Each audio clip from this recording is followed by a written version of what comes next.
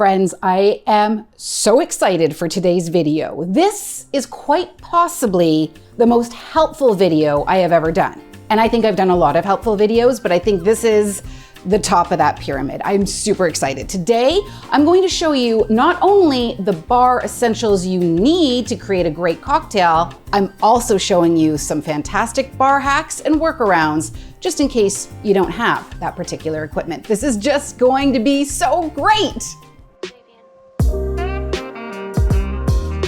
Hello, I'm Erin, the founder and chief sommelier at the Wine Sisters, and welcome to our YouTube channel. This is the place where every single week we show you how to eat, drink, and entertain like a pro. If you are a longtime subscriber or even a short-term subscriber, welcome back. I'm so happy to see you. And if you are new here, welcome to you. You might want to consider subscribing as well so you can be part of all the fun that happens here every single week. And by the way, guys, I put a link to our newsletter as well in the show notes below. Click on that if you want to get weekly tips on how to eat, drink, and entertain like a pro delivered right to your inbox. You're going to love it, and I hope you check it out. Today, I am so super excited about this video. I've been thinking about it for a long time, almost an entire year, in fact. Do you guys remember when we did that video from when we rented a house in Nicaragua on the watermelon daiquiri? If not, you can go back and see it right here. It is a delicious drink for a crowd, FYI. But if you remember it, when we were in Nicaragua, we rented a house, and the house was advertised as having a fully stocked kitchen. And the kitchen wasn't bad, but I think the homeowner's idea of a fully stocked kitchen versus my idea of a fully stocked kitchen didn't quite line up. So as we were trying to make all these cocktails, we were really trying to improvise with various things that we found in the cupboards. So I thought it'd be really cool to bring it to you as well. Give you an idea of what you should stock your home bar with, but maybe this holiday you're going to be at your mother-in-law's, or maybe you've rented a ski chalet, or maybe you're headed down south and you're in a Airbnb that doesn't have exactly what you want, just like what I had. So it's going to be really cool. So let's get started without further ado. I think we're going to have a whole lot of fun. Now, first things first, you're going to want to have a cocktail shaker. This is probably the one thing you don't want to be without. Now, they come in all kinds of different sizes, shapes, and colors. I once got this one, and I don't use it anymore because look, I can't get it apart. So it's now just a really expensive and beautiful bookender. What I like to use is a metal bottom and a glass top. The reason why is I find, just like what happened here, the metals, if you get a metal top, it sometimes fuses together and it's really difficult to get apart. So I prefer to have a metal bottom and a glass top. And when you're going to be using a shaker, you guys, what you're going to do is you're going to want to use any kind of cocktail that has a fruit juice or maybe even a cream. What you want to do is you're going to shake those cocktails, because what will end up happening is you'll get some air in there. They'll get blended really nicely and get a little bit of a froth, because all of those air bubbles created from the shaking and the ice breaking down means that you've got a well-combined drink, and a drink that will have a little bit more of that substance. Now, what do you want to put in a shaker? It is going to be things like whiskey sours, margaritas, even your espresso martinis. But should you find yourself in a rental house in Nicaragua without a shaker, a mason jar. This is going to come in handy. Now, what you really need to make sure though, people, is that it's tempered glass, shatter resistant glass. You can't just use any old jar, because of course with the shaking, you could really risk it cracking, breaking, and that could be dangereux. So same idea. I wouldn't fill it up as much with ice, not as much as you would the shaker, because again, we just want to be cognizant of the fact that there's a little bit of glass in here.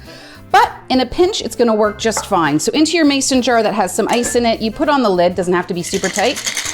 Give that a little shakeroonie until it all comes together. Now you'll notice for my shaker, I had what's called a Hawthorne strainer. It's this flat disc with this spring that lets it fit on. What you can also use is a little sieve. Who's gonna know the difference, right? If you don't have a little sieve, you could always use a big sieve. Again, when we're roughing it and we don't have our right cocktail equipment, it works just fine. Check it out. Isn't that a thing of beauty? Whoop, maybe a few spills, but again, it's the ski chalet. It's the house in Nicaragua. It's the cabin. It's your mother-in-law's. You probably need a drink, so who's gonna fuss about how it gets to you? Just put that there. And put that there. No fuss, no muss. Now let me just clear this out of the way because I want to show you the next piece of equipment that you're probably going to want to have as well. You're probably going to want to have a mixing glass. Now these ones, which are incredibly fancy, I'm nothing if not fancy. These are going to be used, your mixing glasses are going to be used for the drinks that you want to stir, not shake. So of course, these are going to be your martinis, Manhattans, your old fashions, your Negronis, the drinks that you want to have remaining crystal clear, the spirit forward drinks. So they don't have any juices or creams, they're just simple spirits. And with your very long bar spoon, you just give it a really good stir for about 10 seconds. So it will chill down and you'll have this gorgeous cocktail. That should work just fine. Here's my coupe. And going back to my strainer. Look how beautiful that is. Nice, crystal clear, no ice flecks. Everything is delicious. But what happens when you don't have your mixing glass? A 2 to 4 ounce measuring cup, good old anti-Pyrex right here, is gonna work just fine. And if you don't have a long spoon, a chopstick. I actually have to tell you that I even prefer a chopstick over a mixing spoon over a bar spoon. I find that they just glide easier.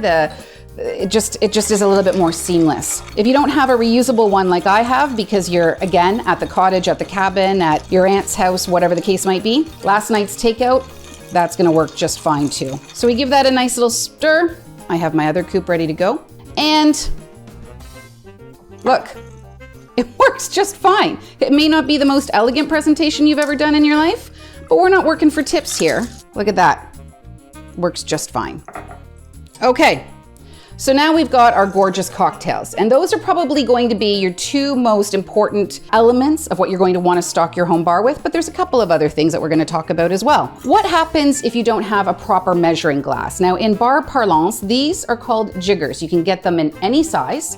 This is a 1/2 ounce, this is a 1 ounce, you can get them in 2 and 1, all kinds of things. But should you not have yourself a proper jigger or shot glass, you can use an old-fashioned tablespoon. 1 ounce equals 2 tablespoons. So just use that to make your drink. It's gonna be fine. Similarly, if you find yourself needing a muddler, now maybe you're making a mint julep, maybe you're making a whiskey smash. What you would often do is you'd put your citrus, you'd put your mint or whatever herb you're using, and using a proper muddler, it looks like a mini club or sort of a mini rolling pin, and you would just mash it in like that. But should you find yourself muddlerless,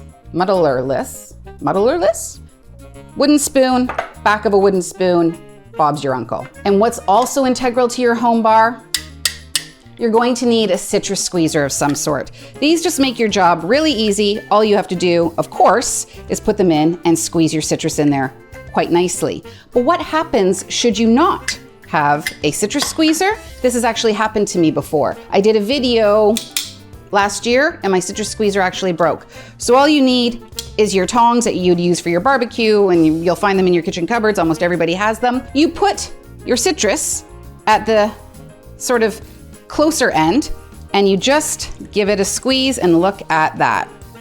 May not be perfect, may not be elegant, maybe isn't exactly what the fancy bartenders in the downtown bar will do, but who cares? You're squeezing your citrus just fine.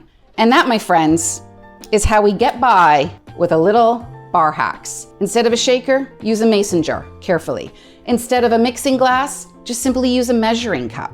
Instead of a jigger, use a teaspoon. Instead of a muddler, use a wooden spoon. Instead of a strainer, use a sieve.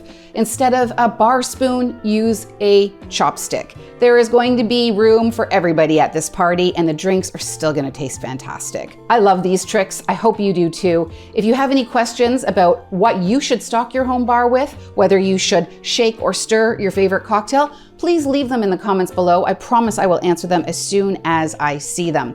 And again, if you want to, sign up for our newsletter. We send it out every Tuesday with loads of ideas for recipes, loads of ideas for entertaining, loads of ideas for wines and wine pairing. So do sign up for that at the link below. And while you're there, you may want to hit subscribe, give us a little like, so that way we can spread the good word of eating, drinking, and entertaining to everyone who wants to hear it. Next week, guys, I'm going to be back with even some more excellent excellent holiday tips. You're really going to want it. We're talking over the next few weeks as we go into the holiday season. We're talking about how to set up a champagne bar. Of course, we're giving you great ideas on sparkling wine cocktails. We're going to be giving you ideas on what wine to bring as a hostess gift. I know that one's always so elusive and such an area of consternation. We've got a ton of great stuff coming up, so I certainly hope that you're going to come back and join us.